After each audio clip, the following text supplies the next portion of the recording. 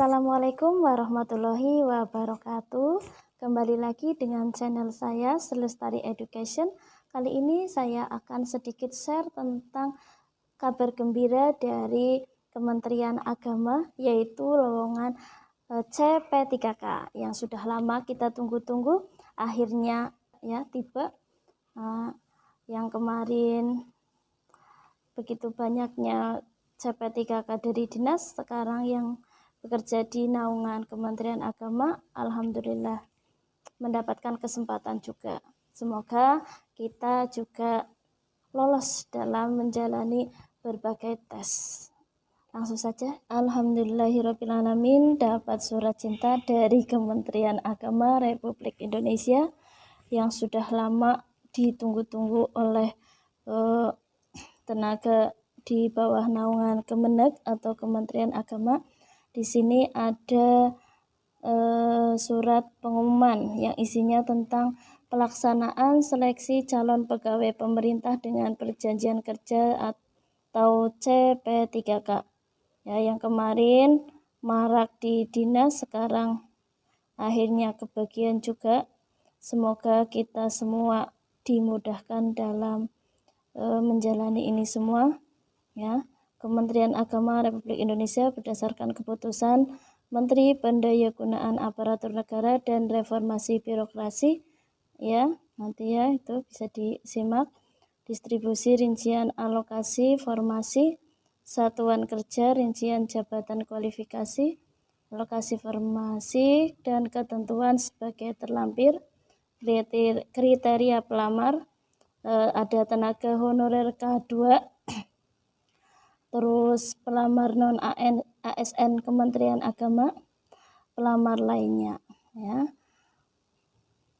Terus lagi persyaratan umumnya, ya, seperti biasa yang sudah tidak asing lagi kalau sering mendaftar CPNS atau P3K atau yang lainnya, mungkin sudah tidak asing lagi dengan persyaratan ini semua. Bisa disiapkan secepat mungkin agar cus langsung mendaftar, ya.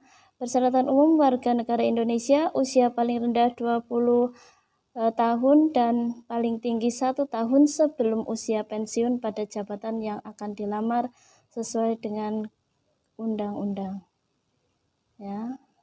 Ini bisa disimak.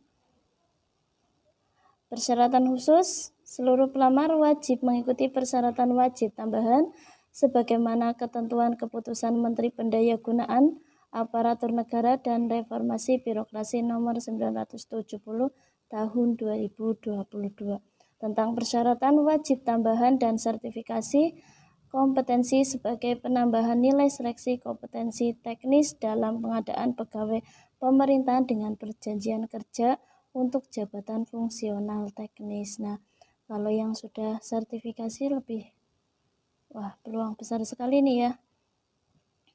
Nah, bagi pelamar jabatan fungsional lainnya, ini memiliki pengalaman kerja dan masih aktif bekerja di Kementerian Agama yang dibuktikan dengan surat keputusan sah, kecuali bagi formasi jabatan fungsional lainnya.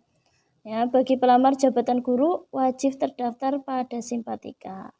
Nah, yang terdaftar pada Simpatika boleh silakan segera mungkin. Tata cara pendaftaran dan dokumen persyaratan. Nah, kita harus tata caranya dulu, pembuatan akun pada SSCASN, ya. Pelamar wajib melakukan pendaftaran secara online dan mengubah dokumen yang dipersyaratkan sesuai dengan jadwal dan ketentuan laman resmi nah ini ya linknya.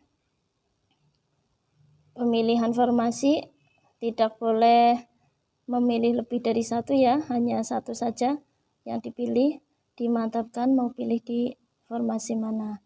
Nah, ini dokumen persyaratan umum, asli pas foto, asli kartu KTP, ya, terus asli ijazah, jangan ijazahnya orang, asli transkrip nilai, terus asli surat keterangan memiliki pengalaman di bidang kerja yang relevan tentunya. Kalau guru ya relevan di guru, yang lainnya. Asli surat lamaran, Nanti di sini ya, di belakang sendiri ada lampiran-lampiran yang bisa disalin. Asli surat pernyataan bebas narkoba, ya ini sudah tidak asing lagi. Izin tertulis bagi yang sudah menikah. Kalau yang pendaftar istri berarti ya izin sama suami. Kalau suami yang izin sama istri. Kalau yang belum menikah, izin pada orang tua atau wali, ya. Semuanya ditempel matre 10.000. Dokumen persyaratan khusus asli kartu peserta ujian seleksi CASN tahun 2021. Nah, ini yang pernah mendaftar boleh ya dilampirkan dokumennya nanti kalau sudah mendaftar di online atau di akun CASN. Terus asli hasil unduhan data profil dosen. Nah, ini kalau yang mau mendaftar dosen. Asli sertifikat kompetensi. Nah, ini yang memiliki sertifikat ya. Nah, ini bisa dijelas ya. Jadwal pelaksanaan seleksi sebagaimana terlampir yang merupakan bagian tidak terpisahkan dari pengumuman ini.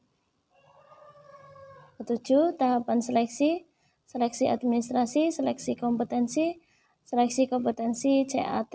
Nah, ini bobotnya CAT seleksinya 60%, terus tes moderasi beragama berbasis CAT juga Kementerian Agama dengan bobot nilai 40%. Kalau PNS, seleksi PNS kan CAT itu SKB yang 60%, itu 40%. Ya, terus yang selanjutnya sistem seleksi. Lulusan seleksi administrasi didasarkan pada hasil verifikasi kesesuaian antara persyaratan administrasi dengan dokumen persyaratan yang diunggah dalam laman. Nah, ini SSCASN ya. Pelamar yang dinyatakan lulus seleksi administrasi diumumkan sesuai dengan ketentuan. Bagi pelamar yang dinyatakan tidak lulus seleksi administrasi diberikan kesempatan untuk menyanggah, ya boleh menyanggah kekurangannya apa. Semoga kita tidak mengalami masa sanggah ya, langsung lolos begitu daftar, langsung lancar lolos, amin. Seluruh pelamar yang dinyatakan lolos seleksi administrasi dapat mencetak kartu peserta ujian dan mengikuti tahapan seleksi kompetensi. Nah, ini kalau sudah lulus administrasi ya. Kelulusan seleksi kompetensi didasarkan pada hasil seleksi kompetensi yang diatur sesuai dengan ketentuan. Nah, pelamar yang dinyatakan lulus nih, ketentuan bagi pelamar yang tidak dinyatakan lulus ya, tidak lulus kompetensi diberikan kesempatan untuk menyanggah hasil seleksi kompetensi pada masa sanggah. Seluruh pelamar yang dinyatakan lulus seleksi kompetensi dapat mengajukan usul penetapan nomor induk sesuai dengan ketentuan. Adapun ketentuan-ketentuan lain ya ini bagi pelamar menyandang disabilitas dapat melamar pada pengadaan P3K dengan ketentuan memiliki kualifikasi pendidikan yang sesuai dengan persyaratan jabatan pada saat melamar. Ya. Nah, ini ada jadwal pelaksanaan seleksinya, lampiran. Pengumuman seleksi 20 Desember sampai dengan 3 Januari. Pendaftaran seleksi mulai dari tanggal 21 ya sampai tanggal 6 Januari. Ya, secepatnya kita siapkan berkasnya, lalu bikin akun, terus mendaftar, lengkapi administrasinya. Semoga lancar ya. Nah, ini contoh lampiran-lampirannya. Surat lamaran CP3K bisa kita ubah menjadi Word, kita lengkapi. Nah, ada semuanya ini ya. Ada surat pernyataan bebas narkoba, terus contoh surat pernyataan setia kepada Undang-Undang NKRI. Terus apa lagi nih? Surat izin tertulis. Ini dari izin suami atau istri atau orang tua. terus rincian jabatan kualifikasi formasi CP3K. Nah ya, ini bisa dicari. Nah, di sini formasinya. Kalau untuk guru, ya ini formasi non ASN Kementerian Agama. Saya carinya tentang guru kelas ya. Guru kelas, kualifikasi pendidikannya yang lulusan S1 PGSD, S1 Ekonomi, S1 Pendidikan. Nah, ini bisa dibaca sendiri, bisa mendaftar di guru kelas. Untuk Kemenag Yogyakarta, formasinya ada 12, Provinsi Aceh 415, lumayan banyak. Kemenag Provinsi Bali 25.